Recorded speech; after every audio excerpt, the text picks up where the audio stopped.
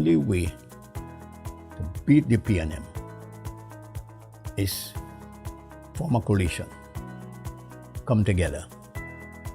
And it began with what was then called the accommodation. We were finishing our first term under George Chambers, who had replaced Dr. Williams on his death. And we had a very difficult 5-year period.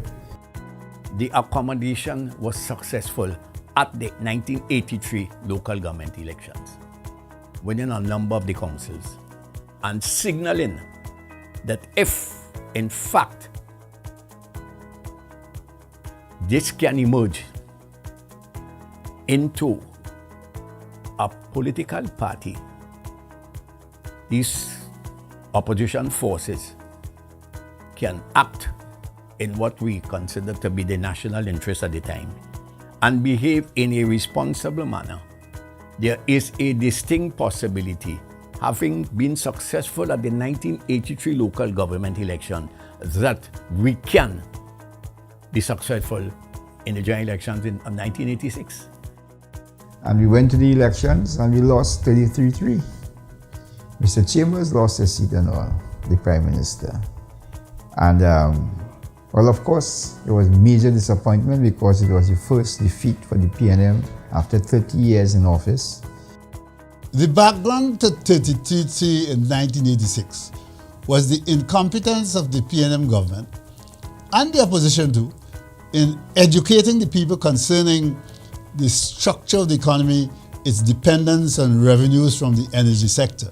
So that when William Demas presented the imperatives of adjustment in 1983, the 27th of August, they did nothing about it. George Chambers was the Prime Minister by that time, and he did nothing, he did it.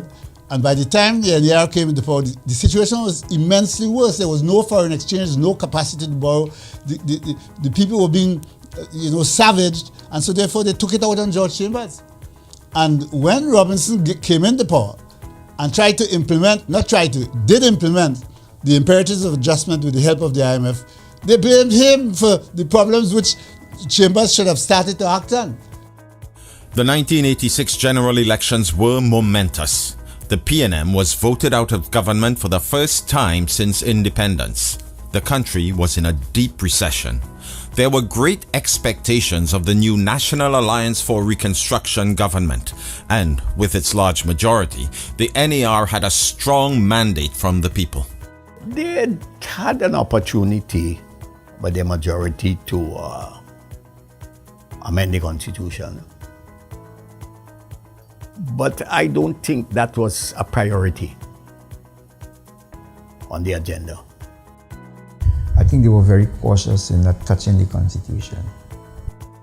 A Constitution Reform Commission was set up under Mr. Hayat Ali.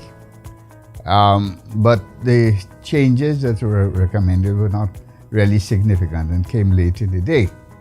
And before anything could have been done, we've had, of course, the 1990 coup, which took place. So that put a whole damper on what the government's priorities would have been.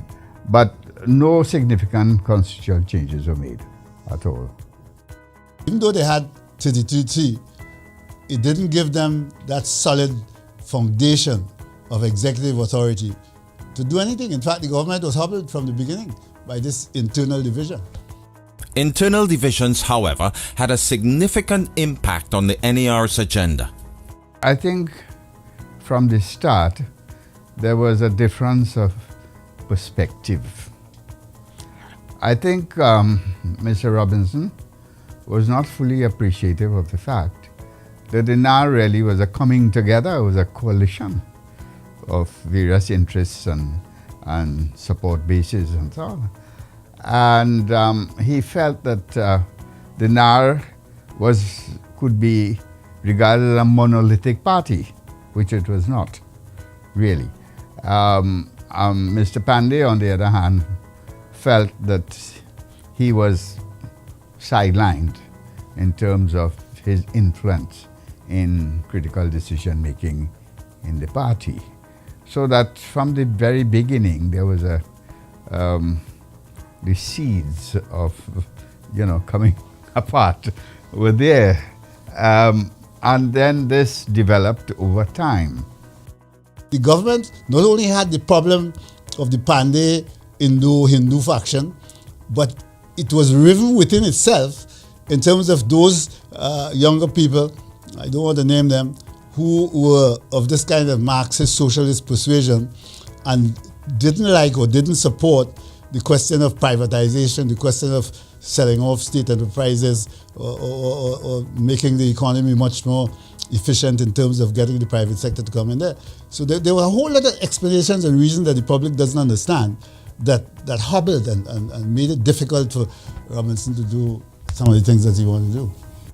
Ultimately, the problems within the government led to a split in the NAR. Mr. Robinson felt that, look here, Mr. Pandey was not cooperating, was speaking out of turn, and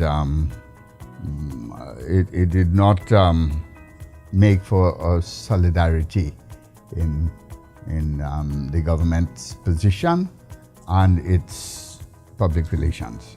And Mr. Pandey, on the other hand, felt Mr. Robinson was just being dictatorial.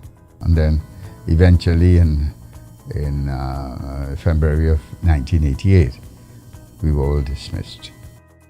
6 members of parliament, including Basdeo Pandey, would join the opposition benches. In spite of this, the NAR continued to govern in the very challenging economic climate that required austerity. A government in Trinidad and Tobago can be an instrument of change in thinking, change of culture, change of understanding of the relationship between people as citizens and government. You see, until the NAR, the whole Williams idea was a nanny state. I give you this, I give you that, I give you the other. And Robinson had to say, well, we can't continue with that. So I'd say the NAR was the genesis of the understanding that the nanny state is not the best idea, that people have to be independent, they have to be productive, they have to be efficient, they have to be self-employed, they have to do their own business, they have to see about their children. And I want to feel that is the great contribution that Robinson started, that germ did not die. It's still there. They came in at a time when the economy was in dire straits. Austerity measures had to be implemented, and some of the early decisions, like the 10%, the removal of the cost of living and the 10%, did in fact, with the popularity, they put them on the defensive very early. Nevertheless, the NAR did last its full term with many political lessons learned. The most outstanding feature is the fact that the 5 years during 86 to 1991, in spite of the internal convulsions and so on, the party greatest legacy is morality in public affairs. Very little, if any at all, accusations will level up them. The NAR had given Trinidad and Tobago its first transfer of power, and despite the economic climate, the transition of power had not experienced any politically orchestrated constitutional challenges. In the country, the democracy prevails, and we always have a peaceful handing over of change of government to the credit of the population and the credit of the leaders of political parties.